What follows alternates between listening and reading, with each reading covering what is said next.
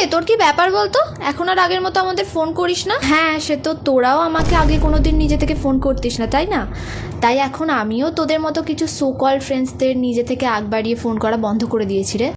কি রে শুনলাম তুই নাকি আমাদের সাথে ঘুরতে যাওয়ার প্ল্যানে না করে দিয়েছিস? হ্যাঁ রে আসলে ওই দিন আমার একটা অন্য প্ল্যান আছে। বাবা এখন আমাদের ছাড়াও প্ল্যান বানানো শিখে গেছিস? হ্যাঁ রে ঠিক যেমন তোরাও আমাকে ছাড়া অনেক কিছু প্ল্যান করতিস, আমাকে মিথ্যে বলতিস, একসাথে ঘুরতে গেলেও আমাকে একা ফিল করাতিস, ঠিক তেমন আমিও এখন তোদের মতো কিছু ওই কালসাপ বন্ধুদের বাদ দিয়ে একা থাকা শিখে গেছি। ওই বলছে আমাদের টাকাটা একটু পে করে দে না রে, তোকে নেক্সট টাইম আমরা ঠিক ফেরত দিয়ে দেবো। না রে কারণ তোদের এই নেক্সট টাইমটা কোনোদিনও আসেই না, এর আগেও আমি প্রত্যেকবার তোদের টাকাটা দিয়ে দিতাম আর তোরা সেটা আমাকে কোনোদিনও ফেরতই দিতিস না, তাই এখন আর সেটা হবে না রে। তুই না আগের থেকে অনেক পাল্টে গেছিস বুঝলি, রুড অ্যারোগেন্ট, আমাদের সবার সাথে খারাপ ব্যবহারও করছিস। কি হয়েছে বলতো তোর? হ্যাঁ সেই এখন যে আর নিজেকে সবাইকে ইউজ করতে দিই না তাই খারাপ তো আমি হবই তাই না?